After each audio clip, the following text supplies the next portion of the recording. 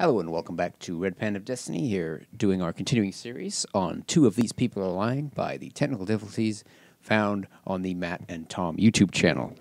I'd like to very much emphasize that there are spoilers ahead, especially for this episode. I do make these intending you to have seen the video first. It is linked below. It's on YouTube, so it's free and everything. No issues watching it. But this was an interesting episode. It had some funny bits in it. And I'm going to show 4 little clips. Actually, that's how many good bits are in it. And those are good bits that I don't feel like I can adequately describe with words. But we're going to start back at the beginning with Gary's intro, as usual. And I'm actually going to read it because it was just I guess it's a dad joke. Why do you blow that bugle? It don't work if you suck it. I thought it was funny. So yeah, I give him a positive for that. He always gets positive, except the one where he forgot the line that he'd written. But never mind. So the first round of this episode was Evangelina Sara, spelled with a P. So the suggested definitions were a sonic artist specializing in beyond human hearing sound. So that's random choice. And then there's the first positive I have from that round was something about the ring cycle. The joke was, does she play the ring cycle? I didn't get the joke, but the reason I'm giving it a positive is because they did the whole, it's a terrible joke thing, and he's like, oh, I'll get my coat. So I didn't get it, but I got that part. So, okay, moving on.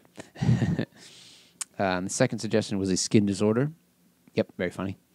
And then the third was a Greek archer.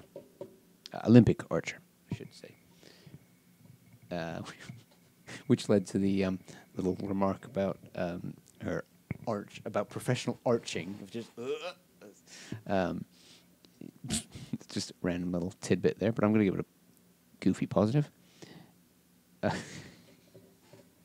then they had a thing, they were talking about unprofessional archery, which then delved into just on the side of the motorway, just bink, which then led into motorway jousting. So they got a little good laugh out of that one. And then we move on to the description of the sonic artist. With one of them, I believe it was Matt, referred to beyond the range of human hearing music being dog discomfort music, which I want to say Tom called DDM. There was some goofiness about EDM, DDM. So that gets positive.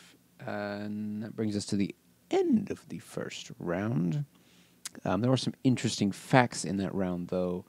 That'll be the skin disorder, which was thought to be only affecting priests and monks and such. Which was interesting. It was made up, but it was interesting. And the sonic artist being able to hear other sonic artists hear their edits, because they tried to make music that they couldn't hear and edited it, and then they made mistakes. Which actually, though Gary was making it all up, that part was a friend of his can actually do that. So that was kind of fascinating. I've never given a positive for fascinating, but I might actually give one. Yeah. We got an interesting positive. Okay. That leads us on to not the next round, but what happens between the rounds, which was almost 5 minutes of Gary not being able to stop laughing, to the point where he could barely breathe. I actually have a quote, and just to exemplify how deep into his laughing thing he was. It's about here.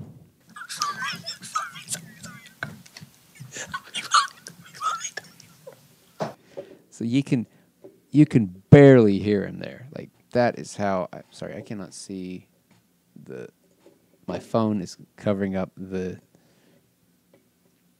things at the bottom of my computer. Anyway, so yeah, you can see he's barely containing himself, and that goes on forever.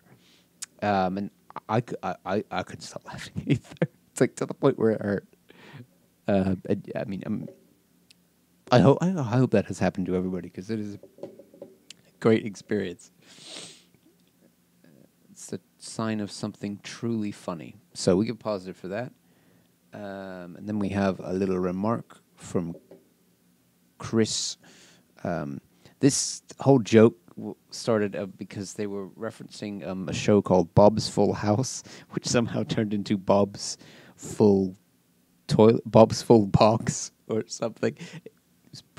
It's just ridiculous. They actually don't show the beginning of it. They show the aftermath. And yeah. But here's a little quote from Chris. I can't go in public. You can. I believe they were making fun of two specific celebrities there. His voice was very funny. I'm a sucker for accents, if you haven't noticed. Which leads us on to the second round, finally, which is the Green Monster. And the definitions suggested were a land speed record car, an absinthe brand, and what was the third one? Oh, a steam train, high-speed steam train, in the vein of Mallard, one with the big. If you've ever seen pictures of old steam trains, some of them have a humongous wheel on the middle and both sides. So it's supposedly one of those. Then we get two funny quotes from Chris. We've got three funny quotes from Chris across the course of this. The first one is about the absinthe, and they explain that one of the ingredients in the absinthe was wormwood, which apparently is referenced in the Bible, and that leads to this. Yeah, and lo, the Lord did take 3 fingers of the green, and me, the bush was on fire! Oh, God! It's funnier in the episode. Although that does mean I should point out that I don't like the beeps in this show. I'm not sure. I think there's some YouTube thing where they might stop you monetizing if they catch, or this was recorded for something else, but whatever. That's a whole negative if you've watched the intro video, which you should have, really. Then,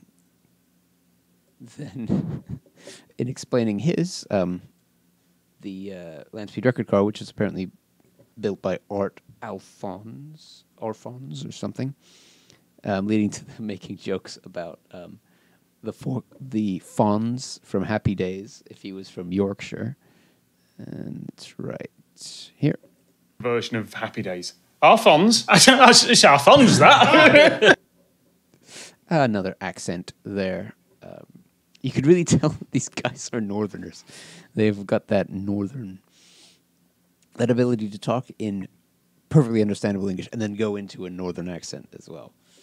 But that was another funny bit for me.